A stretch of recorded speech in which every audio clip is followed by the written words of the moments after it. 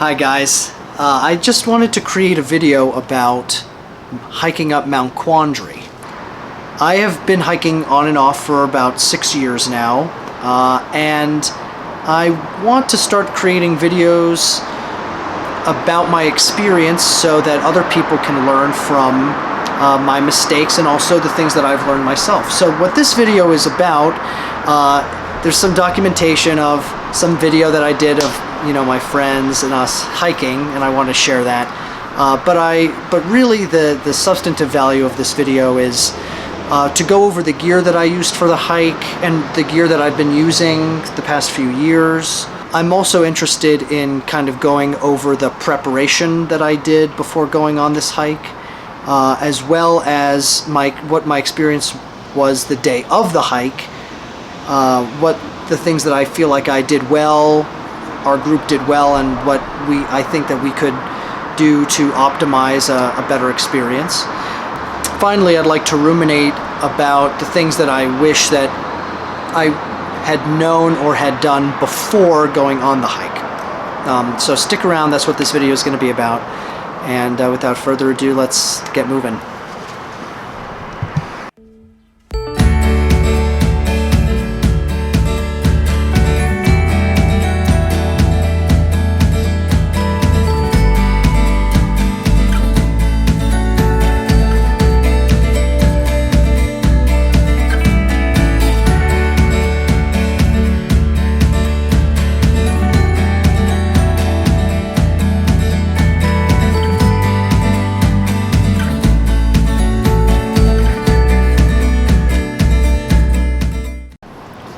Okay, so starting out with the gear. According to All Trails, the hike is 6.6 miles. According to 14ers.com, it's 6.75 miles. So it's a little over 6.5 miles. So for that hike, I brought with me my platypus, which is similar to a camelback, and I have like a 3-liter camelback that I use. And to be honest with you, what I've been doing, my habit has been to be drinking a gallon of water a day to stay hydrated and also to cleanse my body. I'm trying to eat better, sleep better, drink better. So I've been trying to drink one of these a day normally. So I think that my body really loves to be hydrated. I would actually prefer to get a 4-liter. If there is a 4-liter platypus out there, I would prefer to get one of those, because 3 liters is not quite enough. To give you an idea, 1 gallon is 3.7 liters. This is 3 liters, and I wish that I had 4 liters. I brought 4 Nature Valley granola bars, which were peanut butter and dark chocolate. I absolutely adore dark chocolate and peanut butter. I always tend to pack a lot of food, so because I like to eat, that's my thing, is eating. So whenever I summit, I really like to just chow down, because I have just burned a ton of calories and I like to treat myself. Wow, there's so many crows right now just flying. Whoa, beautiful. And I also brought 3 sandwiches that I tucked right by my camelback, my platypus. I recommend packing your platypus or your camelback with ice. I also brought 3 sandwiches: ham, cheese, avocado. You get some protein in there. I brought my camera with me. I brought my little pack here. Luckily, I have a camcorder, so it's very lightweight, very space efficient. Yeah, and the quality is decent. I brought a long sleeve cotton shirt, which is kind of like long underwear, and I wore black too, so that if the sun is there, I can absorb the heat of the sun, but also have long sleeves, so when the wind comes,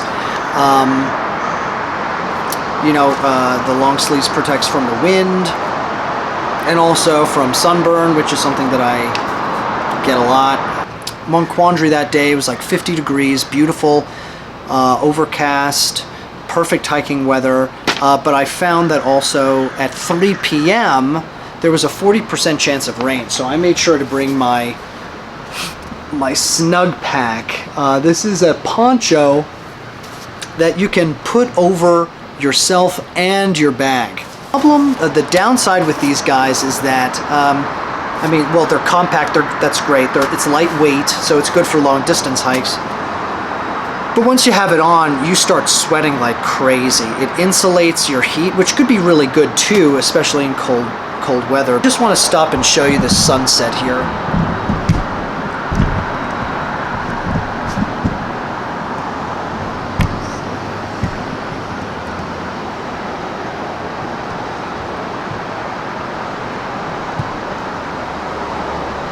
Isn't that a beautiful sunset? Anyway, yeah, that's why I'm here in Denver. I brought my trekking poles. These things are, you have to get trekking poles, okay? Trekking poles are the best. They help your knees. So 6 years ago, I was hiking in Yosemite without any trekking poles the whole summer, and I think I probably took like 10 years off my knees during those hikes. But then the next year, I did the 100-mile wilderness up in Maine, and I brought these poles, and if I didn't have these poles, the packs would have just been, I mean, the packs that we were carrying were, 45 pounds for a 7-day no resupply hike. So our knees would have been busted, but thank God for these black diamond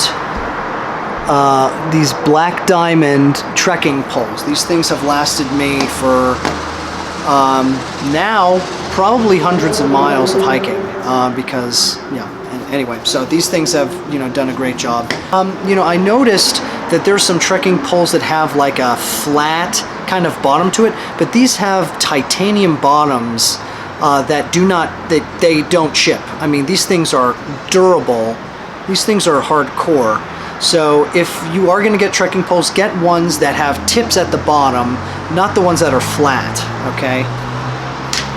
I'm going to take a Junior Mint. Next up, UV sunglasses. Don't have them with me. You got to wear sunglasses because it can be really bright out. You want to protect your eyes from the wind, from the dust. You want to have sunglasses.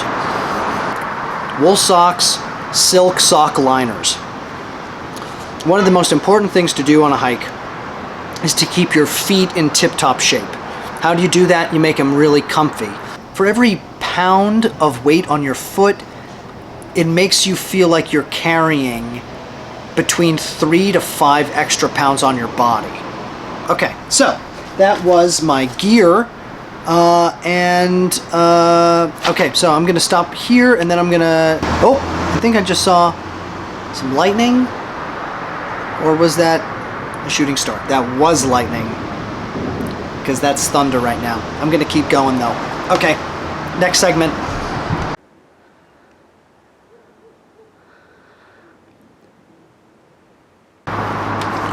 Okay, what is the research that I did? Mount Quandary, the 14ers, okay? There are websites for 14ers, 14ers.com. I checked out the distance. So on 14ers.com it says that the hike is 6.75 miles. There's a very loud motorcyclist down below. I checked the weather. The weather was going to be high 50s, 40% chance of rain at 3 p.m. How long does it take to get to the trail from here? So from here in Denver it takes 1 hour 45 minutes to get to the trailhead. And what kind of hike is this going to be too? So on 14ers.com, they have a designation as to the different kinds of 14ers. There are 4 classes of 14ers. So class 1 is the easiest, and what classifies a class 1 is that there are easily defined trails. So even if there's loose rock, there is still a trail up to where you need to get to. Class 2 is that there is scrambling, rock scrambling. So that means that there's no clearly defined path to the summit. I've done Bierstadt, which is class 1, and I've done Quandary, which is, Bierstadt, which is class 2, and Quandary, which is class 1.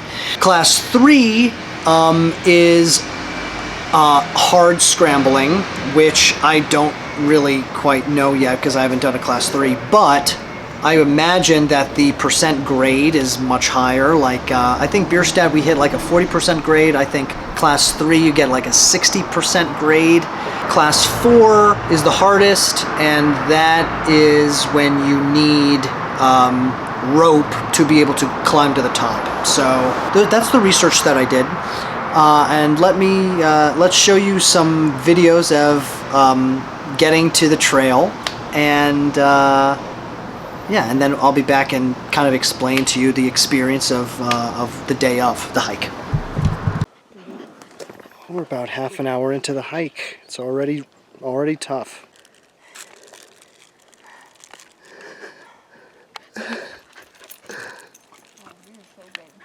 Oh, now you're hungry?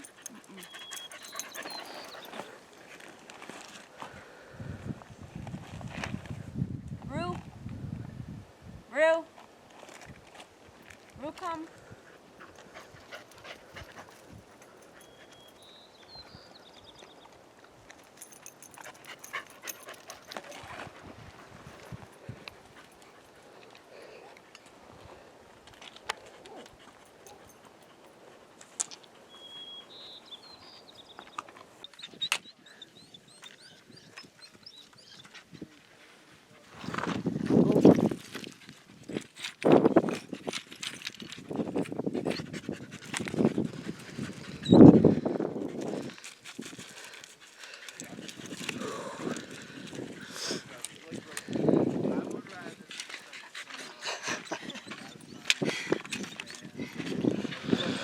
Woo!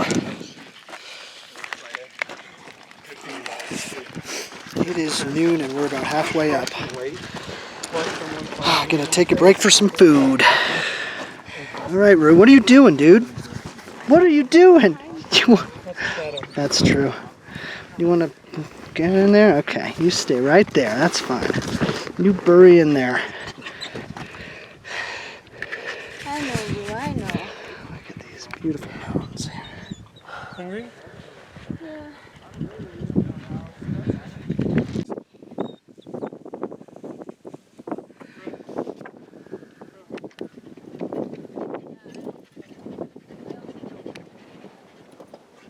I'll go as far as I can. I'll wait for you guys.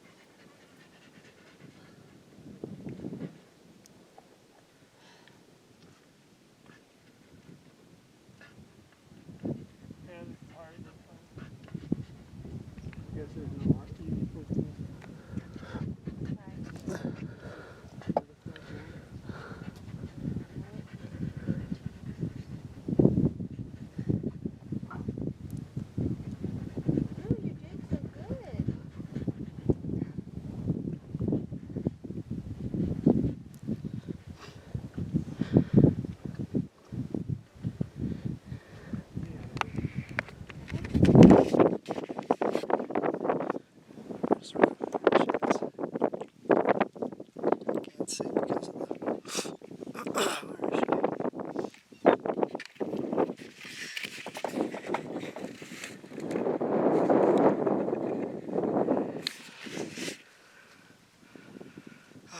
We just hit the first false peak here. Very windy. Probably have about 1,500 feet elevation gain still to go or so. About the size of the Empire State Building. Beautiful. We got some mountain goats pretty far away from us.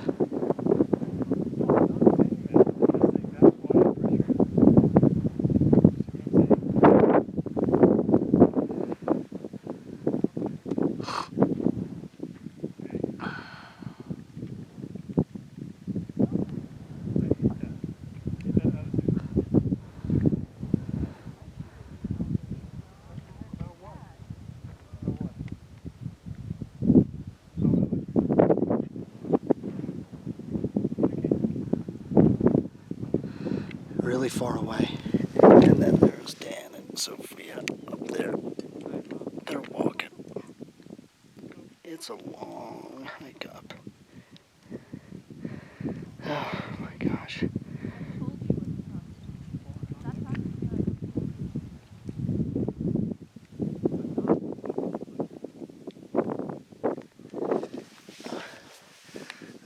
false peak was over there. Got some other hikers here.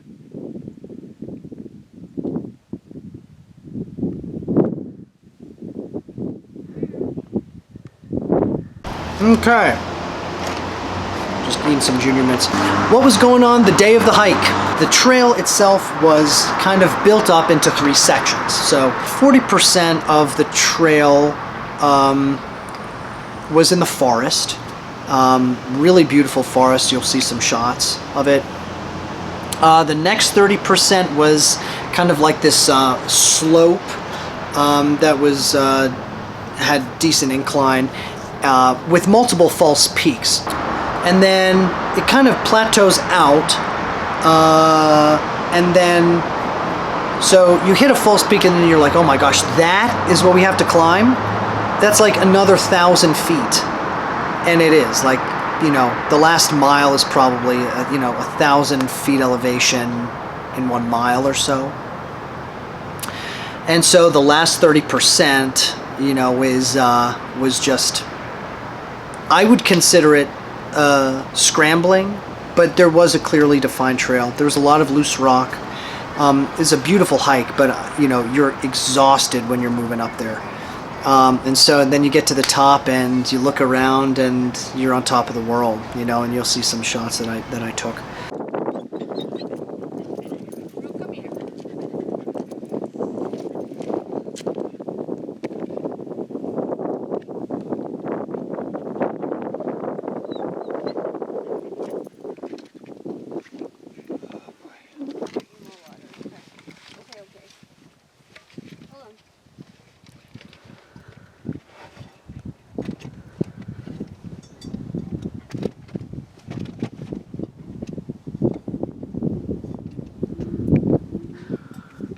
14,260 feet.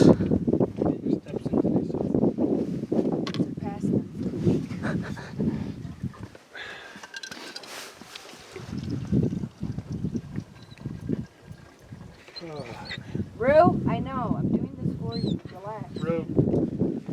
No. Stop. It only takes so much. I know. All day. It's triggering. And when we yell at her, she kind of gets she's not supposed to. But...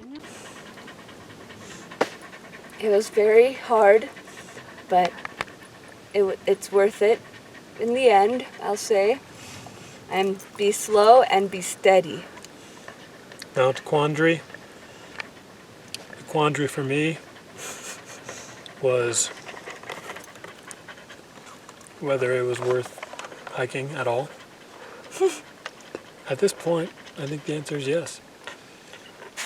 An hour and a half ago, the answer was no. I think before and after the hike, I really should have stretched more. I did a little stretching early, but I mean, I could have done a good 20 minutes of stretching, just my whole body, and loosening up and doing some breathing exercises. I think that really would have helped me. And then afterwards, I mean, this is 2 days later, you know, and I feel, I still feel sore from it. So I wish that I had gone back and had stretched.